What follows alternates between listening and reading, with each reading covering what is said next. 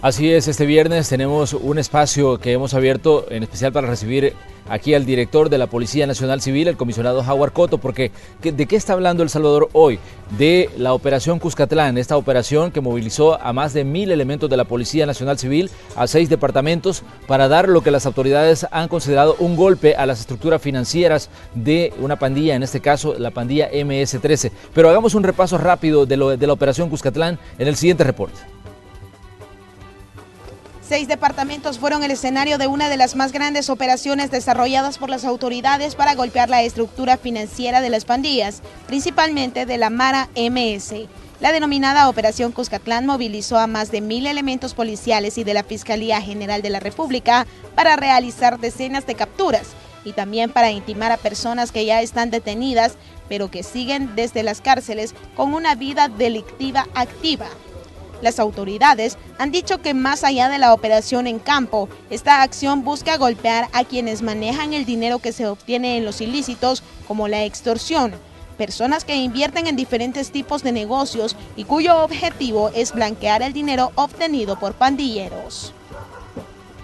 De gente que aparentaba no estar involucrada en ningún tipo de delito, gente que aparentaban ser empresarios de diferentes tipos, que tenían negocios, comedores, pupuserías, empresas de transporte. Entre las múltiples capturas efectuadas entre la noche y madrugada de este 15 de febrero está la presidenta de la cooperativa de la ruta de microbuses 29A, Florinda Recinos Bloomer, por lavar dinero para líderes de la Mara Salvatrucha MS-13, así como también se informó de la captura de dueños de otros negocios.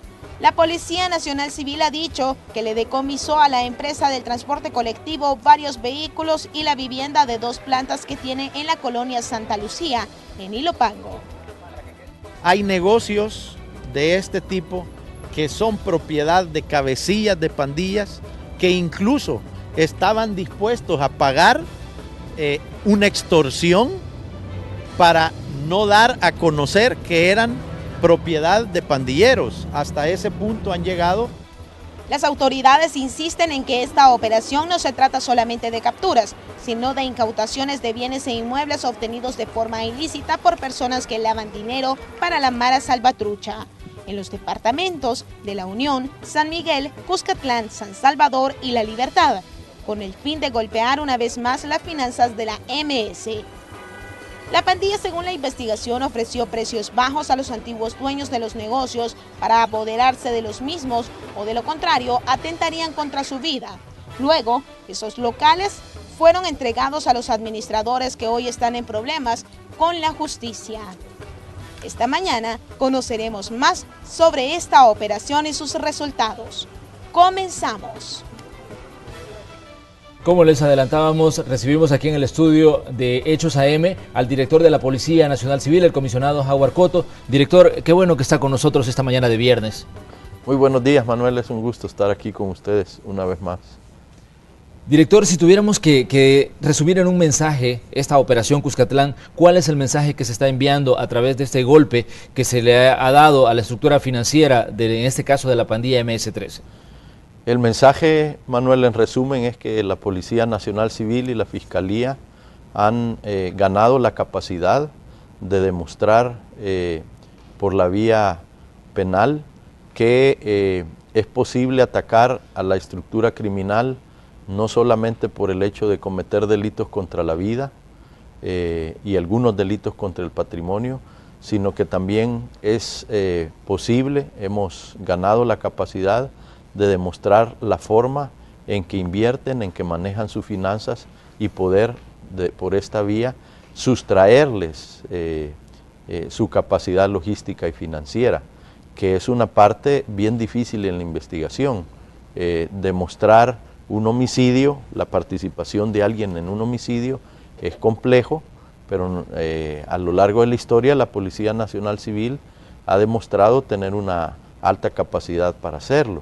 Pero demostrar la forma en que obtienen, invierten en negocios el dinero obtenido ilícitamente tiene un nivel de complejidad mucho más alto y evidentemente la policía y la fiscalía vamos ganando esa capacidad para atacar a las pandillas desde esa óptica. Hay que recordar, Manuel, que en el pasado todas las operaciones de policía y fiscalía iban encaminadas sobre todo a detener a aquellos individuos de pandillas que mataban, que hurtaban, que robaban, que violaban, extorsionaban, pero iba quedando como intacta otra parte como oculta de la pandilla de personas que no andan metidos en homicidios, no andan extorsionando en la calle, no tienen nada que los identifique como pandilleros y de hecho que incluso en muchas ocasiones no pertenecen en el sentido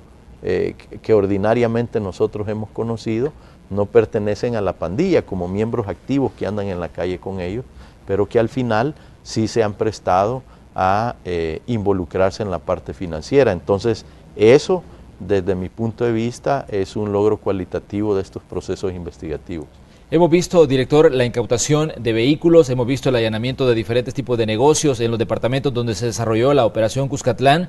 Anunciaban ustedes ayer también la incautación de cuentas bancarias en las que se encontraron más de $500,000 que esta gente tenía pues en esas cuentas. Realmente resulta preocupante, primero, conocer cómo funcionan las estructuras financieras de grupos criminales como las pandillas, y resulta preocupante también conocer que hay gente que, como usted lo decía, aparentemente es honorable, que no tiene ningún tipo de vínculos con esas estructuras, pero que a la larga se han estado lucrando de los ilícitos que estos pandilleros han estado cometiendo. ¿Por qué resulta preocupante? Porque estamos en un periodo electoral y estos se pueden convertir en determinado momento incluso en financistas de partidos políticos o de campañas electorales. Mira, yo creo que es preocupante desde el punto de vista de que a todos nos inquieta o nos preocupa la situación de violencia y delincuencia en el país. Pero también desde otro punto de vista es importante que esto salga a la luz, se conozca, pero que se conozca también desde la óptica de que es la policía y la fiscalía quienes estamos dejando en claro ante la ciudadanía o exponiendo públicamente cómo estas estructuras operan.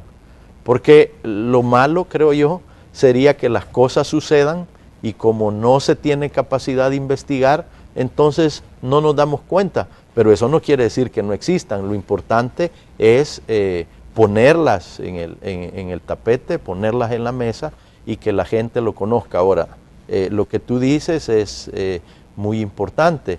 Yo creo que este tipo de operaciones sin duda hace pensar, reflexionar a los funcionarios públicos, sobre todo en las alcaldías municipales, en los gobiernos locales, el tener el debido cuidado y hacer el debido análisis y reflexión sobre qué nivel de involucramiento pueden estar teniendo estas estructuras criminales en las comunas y que lo podemos ver ahora desde diferentes facetas.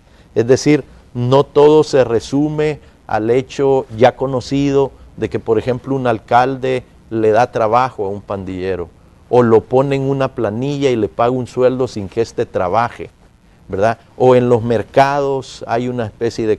Es decir, no se limita a eso, sino que puede llegar a ser aún más complejo. Como lo veíamos, por ejemplo, ayer en el caso de La Unión, ¿verdad?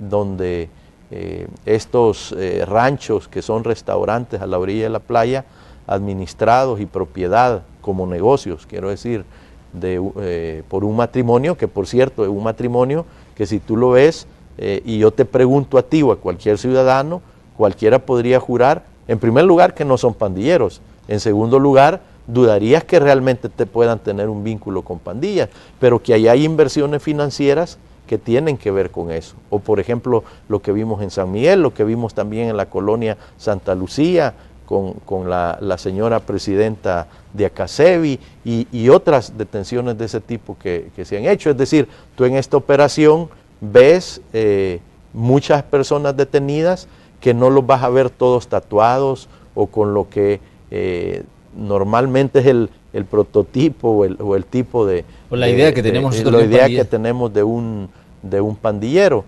Pero es importante porque, regresando, los gobiernos locales deben de reflexionar sobre cómo se comporta esto. Por ejemplo, en La Unión tenías tú estos negocios, las propiedades físicamente hablando no se pueden incautar o poner a la orden de la Comisión Nacional de Administración de Bienes, porque son propiedad del Estado, ¿verdad?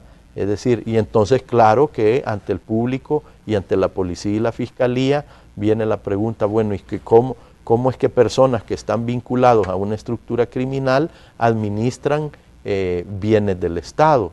Todo esto debe de verse, porque no necesariamente esto significa que solo ahí está sucediendo esto. Y yo creo que en eso la opinión pública debe ser en esa dirección. Hombre, si nos vamos a encontrar en una operación unos inmuebles que son propiedad del Estado y que están siendo administrados, donde hay inyección de recursos de miembros de estructuras criminales, la pregunta es, ¿no podrá estar pasando esto en otros lugares?